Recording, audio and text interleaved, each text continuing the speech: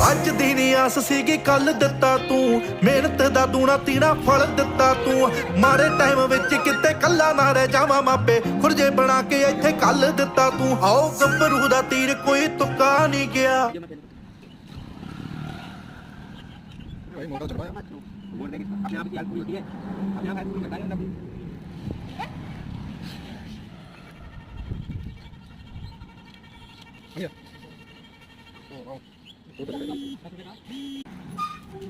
ये तो खत्म कर रहा है, मैं किसी और मतलब ले रहा हूँ। एक से मेरा बड़ा समय आगे